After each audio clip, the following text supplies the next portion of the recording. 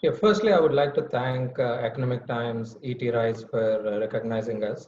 It means a lot to be recognized as a top-ranked MSME, which is one of the fastest-growing businesses in India. So I appreciate the honor, and I think it's a recognition of the work we are doing towards financial inclusion in India and the traction we are seeing with respect to expanding credit access in India. And as you rightly pointed out, we chose like probably one of the most challenging times to get into this business. But we come with a lot of experience. Myself, my co-founder, and the core team as a whole, we have been in the lending space for almost 18 years or so. Most of which was spent in the U.S. market. However, the principles of lending do not differ primarily. I mean, obviously, you need to understand your customer, what is the need that you're solving for that customer, and uh, build a very strong underwriting platform, a very strong customer servicing platform, and a very strong collections practice. And that's what we have done. Obviously, with the kind of challenges that have been thrown up in the NBFC space in India with respect to the liquidity crisis post DHFL, ILFS sagas, have thrown a wrench for us, definitely. But I mean, obviously, our resilience in terms of being very customer focused and trying to build a business that is solving customers' needs has been our primary driver to success so far. And moving forward, obviously, in a lending business, access to debt capital at a attractive rate is an important component. And we have been able to access some domestic lenders onto our portfolio, but we are also bringing some overseas capital in the form of debt that will help us leverage and grow in the future.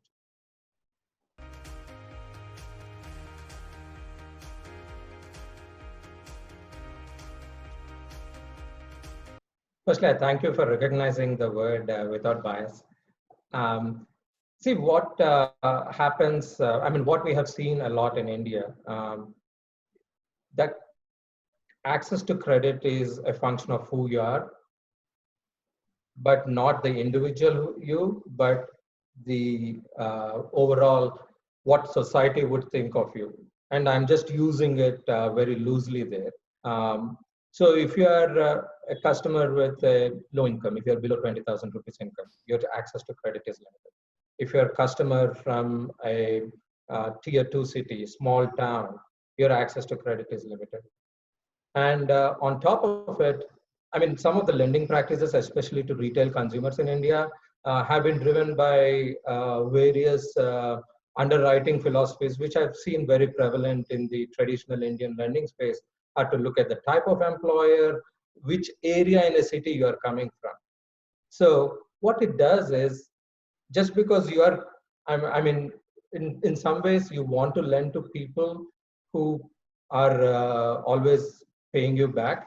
But when you make a decision and saying that this particular area in this town is prone to higher delinquency, you're what are you doing? You're just saying that, and in most of places, especially in India or in the US, you live with similar looking communities, right? So socioeconomically, they're all similar.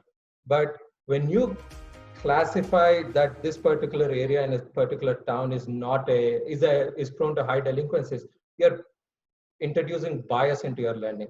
You are lending and most of these biases will eliminate people in this weaker socioeconomic strata that will not have that access to credit. In fact, in the US, there is a very active government-driven methodology that attacks this. It's called disparate impact. If you make things like sex of a person, the age of a person, the color of a person, the religion of a person, any of those criteria are used in your underwriting model. And some of this could be sometimes telling you something that whether this customer will pay or not. But if you are taking any of these and say you will not do a loan to the customer because of these any of these criteria, the FCC will come and actually fine you for discriminative lending practices and having a disparate impact on the society. So in India, a lot of this is actually inputs in very sophisticated underwriting models. And a consequence of this is a lot of socioeconomically weaker sections. And I don't want to classify them based on religion or income or anything like that, but in a generic sense, have been completely, have not completely, but have very limited access to credit. So when we decided to come into this, for us, each individual is the same. We will evaluate on the basis of what that individual's earning capacity is, what that individual's spending habits are, and his or her fiscal prudence, and their ability to repay and their intent to repay. It should not be driven by where they live, what is the color of their skin, or whom they believe in. So that's what when we say lending without bias, that's what we are trying to attract, and do not cause a disparate impact among people who are earning similarly, work in a similar place, but you just happen to live in two different parts of the town. Should not stop you from getting a loan. So that's what we are trying to address. And obviously, it's I mean, once more, I don't want to characterize it as overwhelmingly across the Indian lending landscape, but we have seen very strong evidence of such bias, which probably has limited access to credit to very deserving borrowers.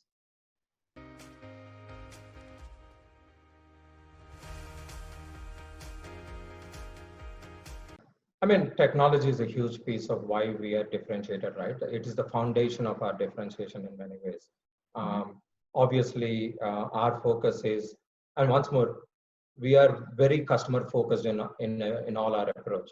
So be it the customer onboarding process, we want to make it simplified, we want to make it visual, we want to make it image based, so that we are able to accept a loan application from any customer as in the shortest time possible, and then use their bank data or any other device data, other pieces of data, and run sophisticated AI-driven underwriting algorithms to come up with a lending decision that doesn't take days or weeks or hours or minutes, but that we are able to make that lending decision in seconds. And because a lot of our customers have, when they are approaching us, speed is the need of the hour for them. And to be able to give them a quick loan decision and a quick disbursement is what differentiates us. And we have been able to do it because of the very sophisticated technology platform we have developed. And as I said, we are making that loan decision in seconds. The customers gets disbursed funds from the time they start an application on our app or our website to the time the funds are dispersed is a few minutes. So to get to that stage, obviously technology is a huge piece, but we also recognize one other thing. We recognize our customer. Our customers are stressed. Our customers are new to credit. Our customers have low income. To have a product that gives them the power or the freedom to choose what their payments are, how much they want to pay back, giving them the flexibility, how much to pay, when to pay, not levying any unnecessary fees or penalties if they want to pay us back earlier. A lot of our success can be attributed to the way we have designed our flex salary line of credit product, which gives the customer the ability to withdraw money anytime and repay money anytime and just pay for the interest and fees. But that, if we have customers who just use 40,000 rupees for 4 days and just are done with the loan engagement with us. And to give that kind of flexibility is a huge factor.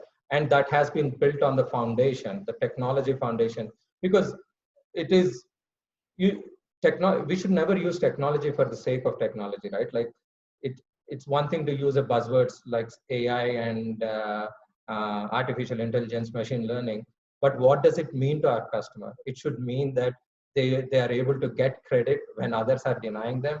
They're able to get flexibility that the other loan products will not give them. And that's what we are focused on. Our customer focus in everything that we do, I think, is a huge differentiator, obviously built on the foundation of a strong technology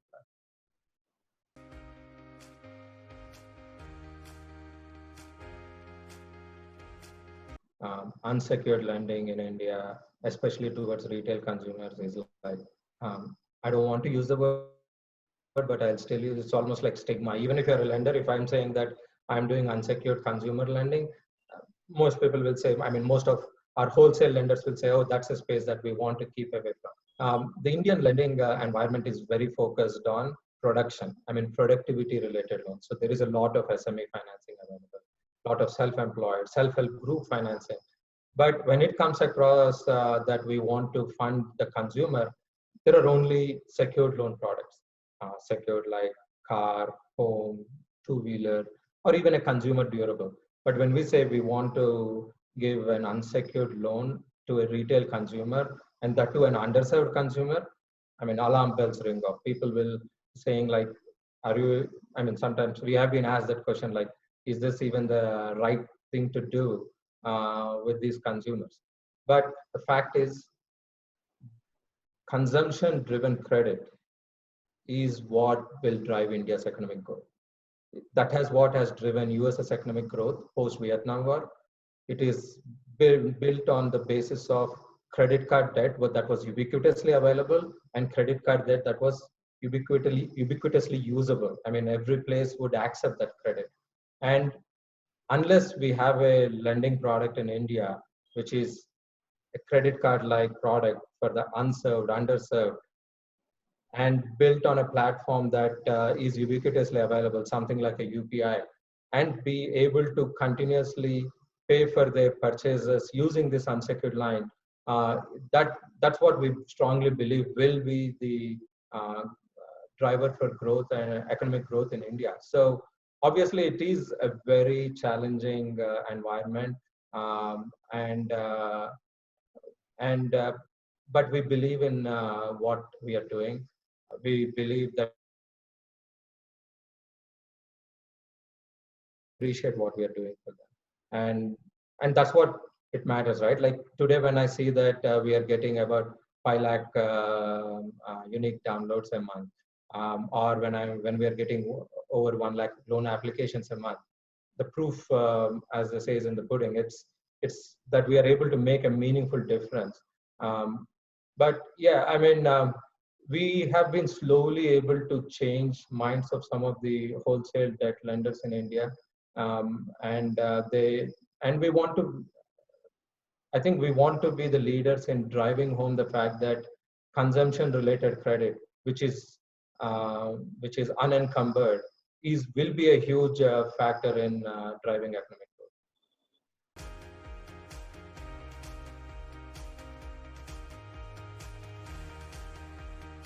I think our secret sauce is identifying customers in a place where most people will keep away from, and identifying customers whom we can lend money and do so profitably.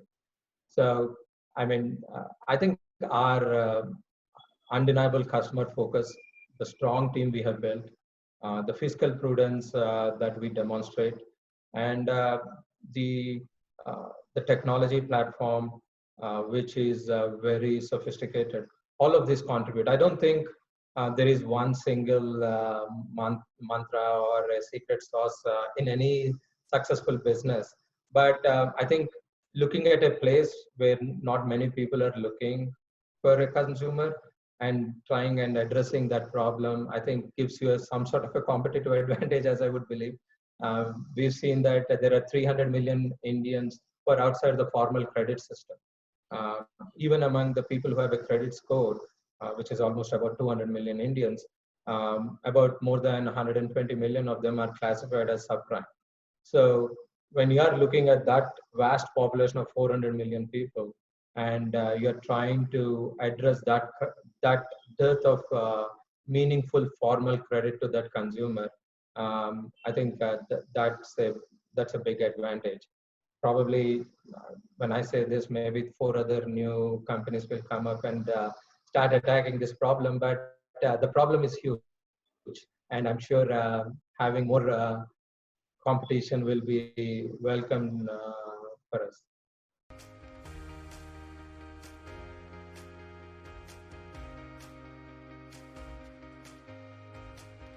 I mean, foundation blocks is having the right people around you is a huge foundation, right? I mean, that's very important. And as you start a business, having a clarity of vision, understanding what is that you are trying to do, uh, the problem that you're trying to solve, and uh, and be and be very focused on the end consumer. Those I think are very important. But as you grow, you need to, especially in this environment that we are living in today, where obviously we are going through a huge upheaval with COVID, but even otherwise, we are living in a very dynamic environment. Even though you start with a very strong clarity of vision, the ability to tweak it, the ability to modify it, the ability to change your business model as you get the real world inputs, and be able to tweak it all the way from vision to strategy to operations to execution, and making sure your entire team is aligned and is able to take that feedback coming back from real world and translate it into operations and execution is a very important foundation. And I keep telling all of our, I mean, everyone on our team, we are each one of us is only focused on our consumer. Is this making the user experience better for the consumer? Am I able to approve this customer quickly? When I'm sending across talking to a customer who hasn't been able to make a payment, try not to get the payment. Try to understand why didn't they make the payment, and then offer solutions to them. So that strong consumer focus and taking that real time feedback so that you are able to change your business model and implement it across the organization, I think I mean, it's probably, I don't know if it can be, it fits into the mold of answer you're looking for, but we strongly believe that's how we built a fairly uh, strong organization, which is on the cusp of some quantum growth right now.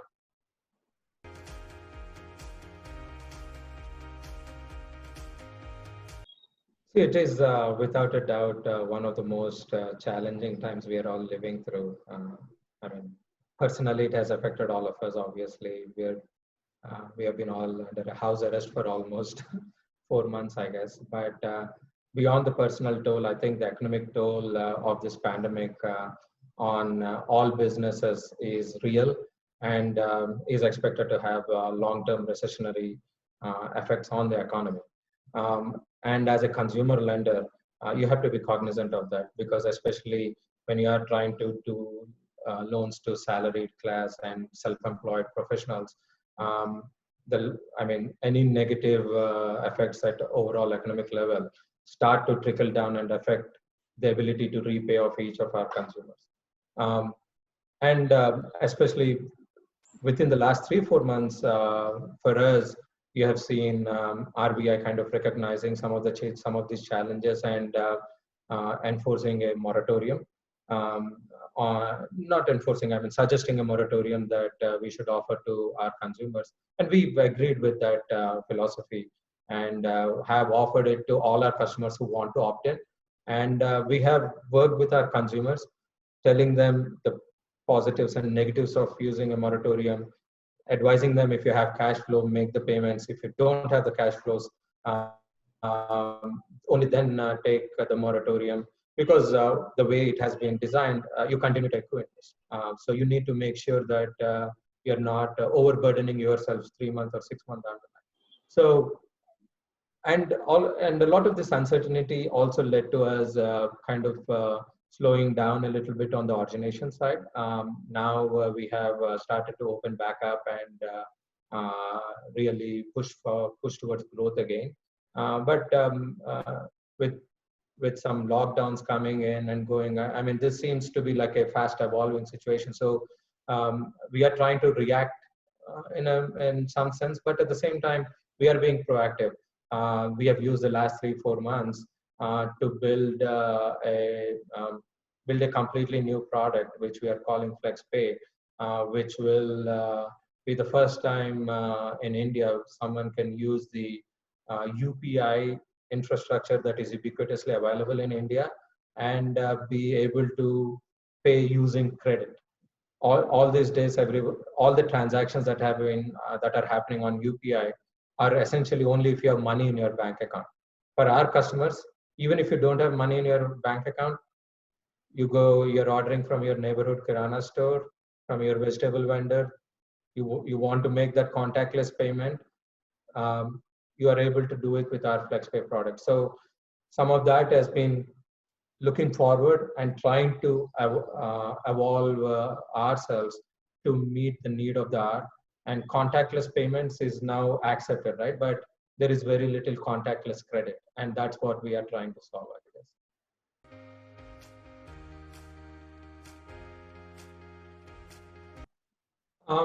I mean, I've had a lot of mentors who were my partners. At least 2 or 3 folks who have been very instrumental in the Vivify journey. Incidentally, all of them happened to be partners I had in the US lending business. One of the gentlemen is who was a lending business that I partnered with in the US. The other one is a hedge fund manager, and so they have been very instrumental. Between themselves, they have a lot of lending experience, and they have also lent in multiple geographies. And I've always looked down to them to get guidance and some feedback as we try to look at our business and grow Vivify. So I mean, but at the same time, some of the peers I have here, guidance can come from anywhere, right? Like, I don't believe that it should come from someone I personally identify as a mentor. Sometimes people who are working with you, working for you, all have brilliant pieces of advice, and I'm always looking out for open communication and advice. And a lot of our brilliant ideas have come from people who have joined our organization later or just have been working for us. So while I have a couple of people I kind of look at trying to bounce my ideas, but I see everyone whom I'm working with as a potential source of mentorship, just like I see myself as a potential mentor for everybody I work with.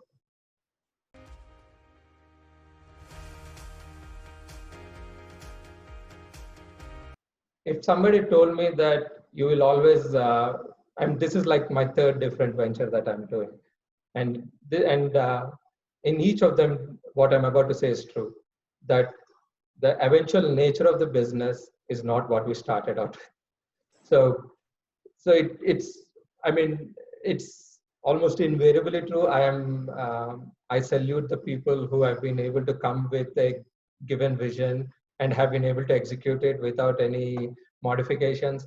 But something that maybe in the first time, if someone would have told me in the first venture we did, we would have definitely cut down a few years, because we were blindly and bluntly following the vision we had and wanted to succeed. And so we kept at it, and then realized that, okay, now we have to change. So I would say, to one of my earlier points, clarity of vision is important, but the ability to change and take that real world feedback is what will determine how success and failure, or how long it will take you to succeed. Maybe sometimes you'll eventually do, but now I'm wiser that this is our third different venture. I'm first start looking for cues as to what's wrong with the vision, than waiting to prove out that this is exactly the way we should go about doing this. So yeah.